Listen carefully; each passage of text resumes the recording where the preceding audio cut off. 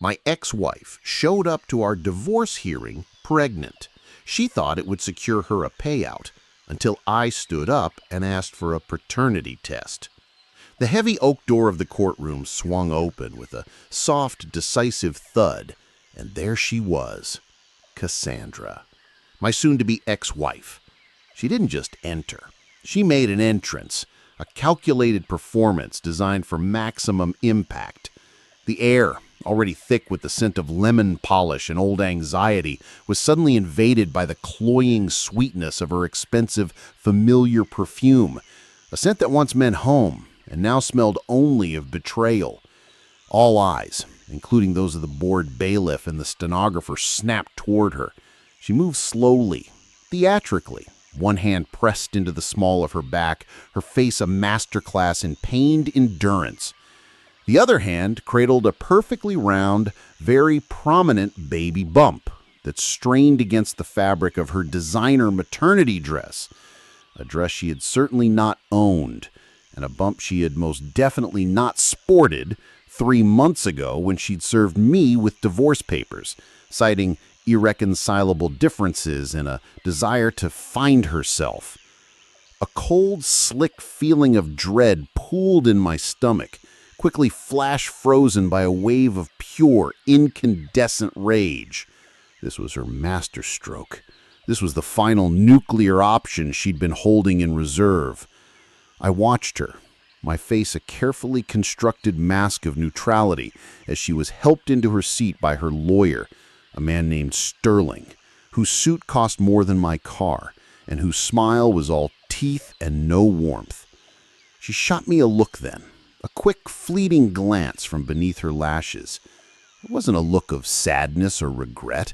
It was one of unadulterated, gloating triumph. In that single glance, I could read her entire plan, as if it were typed on the legal pad in front of her. She was already mentally spending the doubled alimony, the massive child support payments, the hefty chunk of my business's valuation she believed she was entitled to for the next 18-plus years. She saw this baby as her golden ticket, a permanent anchor tied to my financial ankles. The hearing began with the usual dry formalities, but the energy in the room was electric.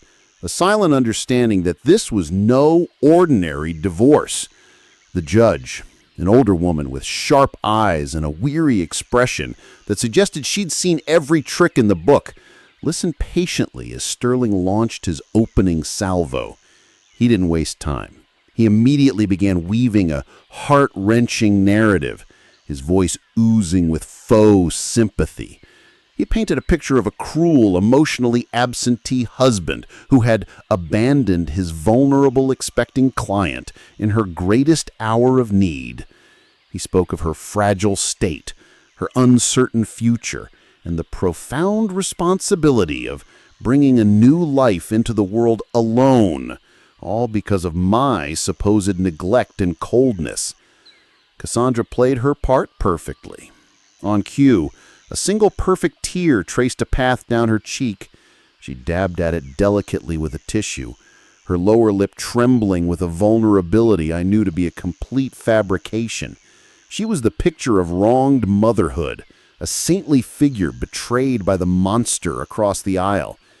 I could feel the judge's gaze soften slightly, her stern mouth turned down at the corners in disapproval, aimed squarely at me. My own lawyer, a pragmatic man named Ben, shifted uncomfortably in his seat. We had prepared for a fight over assets, over the business, over the terms of the separation. We had not prepared for a baby. This changed everything.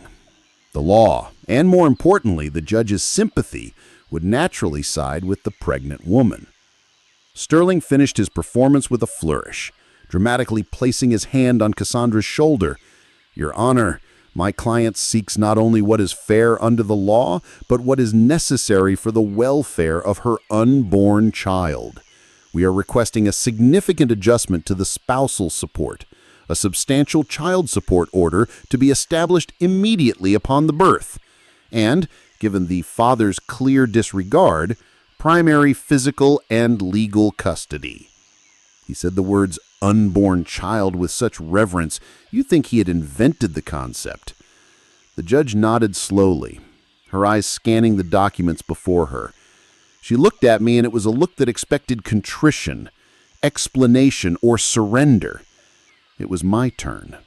Ben gave me a tense, questioning look, but I shook my head minutely. This was mine to do. I stood up slowly, the legs of my chair scraping softly against the worn wooden floor. The sound seemed incredibly loud in the hushed room. Every single person, from the judge to the court reporter, focused on me. I adjusted my suit jacket, buying a half-second to ensure my voice would be steady. Cassandra watched me, a tiny victorious smirk playing at the corner of her mouth.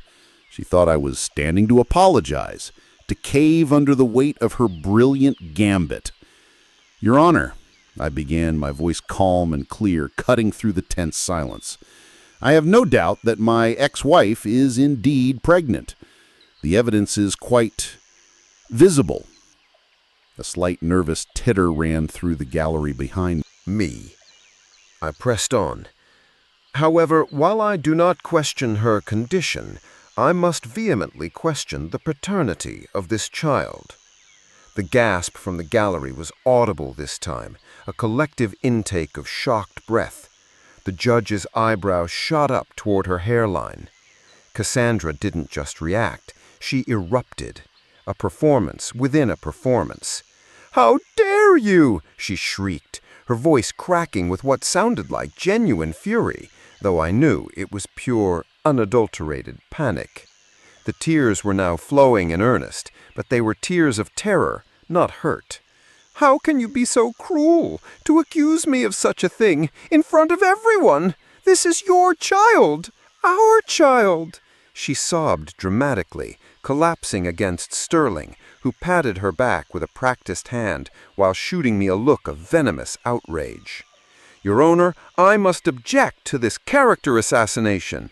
This is a baseless, malicious accusation designed solely to avoid his financial responsibilities." The judge's gavel tapped lightly, restoring order. She fixed me with a piercing gaze. "Mr. Vance, these are exceptionally serious allegations. Do you have any evidence to support this claim? Any at all? The court does not look kindly on spurious claims made during emotionally charged proceedings." Her tone was warning me, telling me to back down or face the consequences. I didn't flinch. "I do, Your Honor. It is not an allegation of infidelity, but a statement of medical fact." I let that hang in the air for a beat. "You see, approximately 2 years into our marriage, I was diagnosed with azoospermia, a condition characterized by a complete absence of sperm in semen, a 0 sperm count. It is a permanent and irreversible diagnosis, making biological fatherhood a total impossibility for me." I reached into the inner pocket of my suit jacket and withdrew a sealed, formal envelope. "These are my complete, sealed medical records from Fertility Solutions Clinic, detailing the diagnosis, the multiple tests, and the confirmed results. I submit them to the court now." The bailiff stepped forward, took the envelope, and delivered it to the judge's bench. The silence in the room was now absolute, profound. You could have heard a pin drop.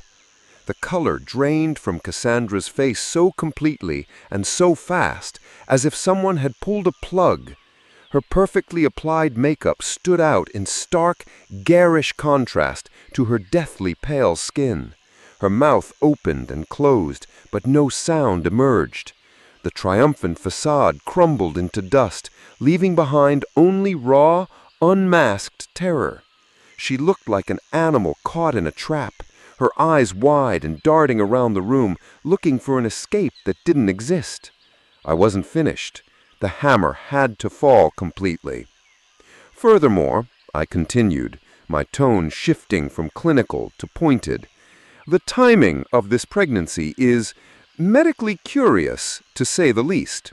My wife filed for divorce precisely 14 weeks ago. Yet, judging by the size and development she's displaying, her pregnancy appears to be at least 20 weeks along, if not more, which would mean conception occurred a full month and a half before she decided to end our marriage and pursue a separate path. I let the math hang in the air, allowing everyone to connect the dots. Then I turned, slowly and deliberately, and pointed toward the back of the courtroom. All heads, including the judges, swiveled to follow my gesture.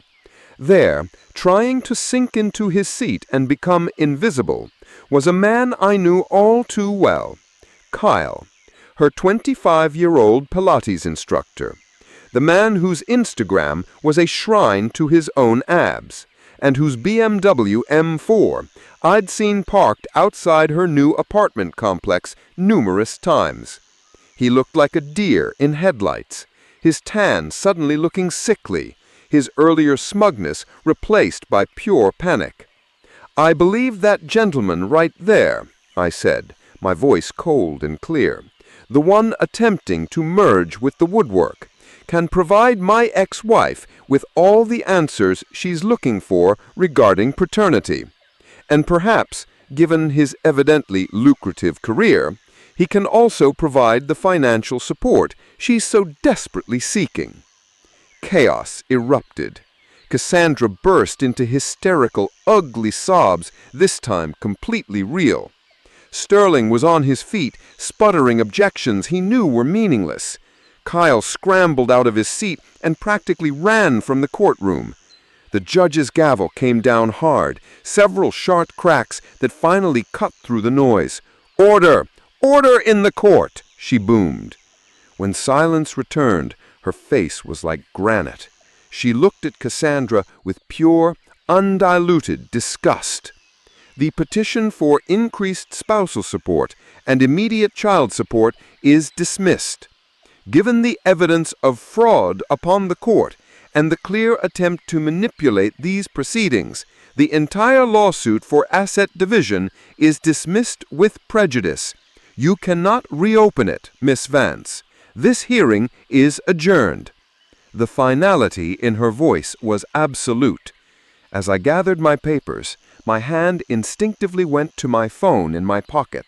My wallpaper was a sonogram image. The final, beautiful twist in this entire sordid affair was one Cassandra knew nothing about. My permanent medical condition had been a temporary side effect of a strong medication I'd been on years ago, a fact my new girlfriend, a brilliant doctor, had helped me discover and reverse. She was now 19 weeks pregnant with our very much wanted, very much planned child, a fact we'd been keeping a joyful secret. Karma's due date had indeed arrived early for Cassandra, and it had delivered a verdict far more satisfying than any judge's ruling. I walked out of the courtroom, not into the aftermath of a battle, but into the quiet promise of my future.